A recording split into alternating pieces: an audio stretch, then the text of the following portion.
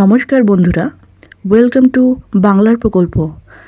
বাংলার প্রকল্প চ্যানেলে আপনাদের সকলকে স্বাগত জানাই। শুরু করছি আজকের নতুন ভিডিওটি শুরু করার আগে সকলের কাছে রিকোয়েস্ট, ভিডিওটি ভালো লাগলে অবশ্যই লাইক করবেন এবং চ্যানেলটিকে সাবস্ক্রাইব করে পাশে থাকবেন। এই মুহূর্তে রয়েছে রাজ্যের যুবশ্রী প্রকল্পের জন্য বড় আপডেট।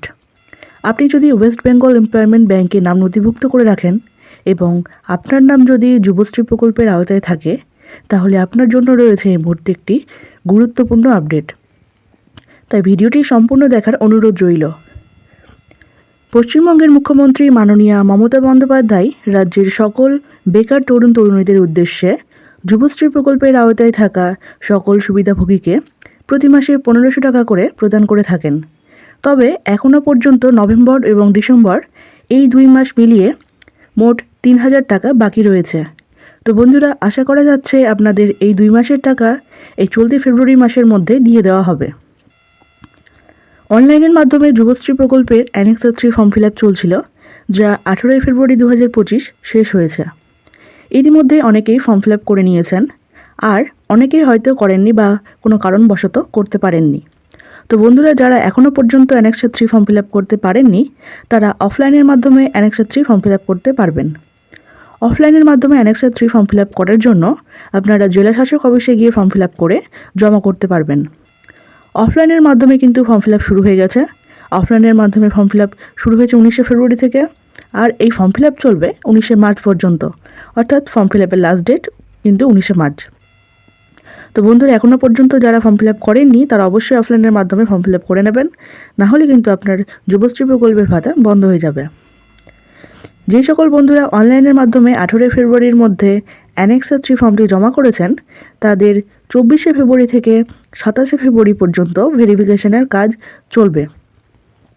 এবং ভেরিফিকেশন করার পরে যাদের ফর্মে কোনো রকম ভুল ত্রুটি থাকবে, তাদের কিন্তু অবজেকশন লিস্টে নাম আসবে।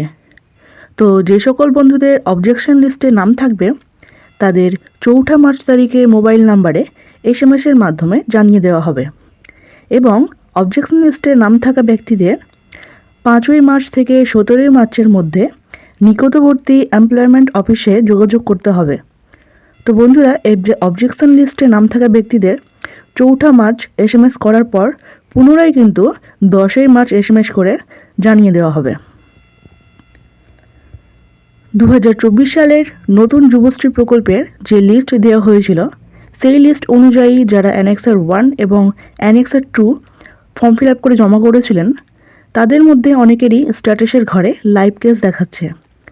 তো বন্ধুরা, যাদের স্ট্যাটাসের ঘরে লাইভ কেস দেখাচ্ছে, তাদের টাকা দেওয়ার প্রসেসিং শুরু হয়ে গেছে।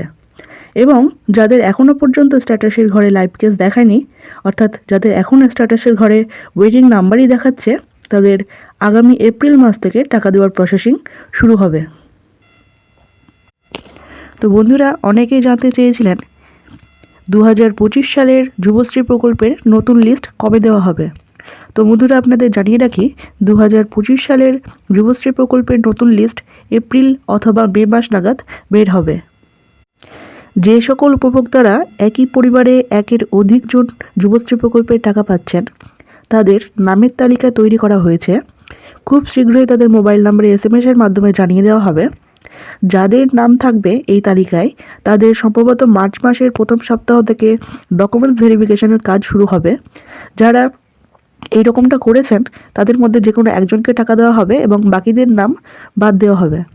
তো বন্ধুরা, এই ছিল আজকের আপডেট। পরবর্তী আপডেট পাওয়ার জন্য অবশ্যই মনে করে চ্যানেলটিকে সাবস্ক্রাইব করে রাখুন। যদি ভিডিওটি ভালো লাগে অবশ্যই লাইক করে দেবেন এবং বন্ধুদের কাছে শেয়ার করে দেবেন। ধন্যবাদ।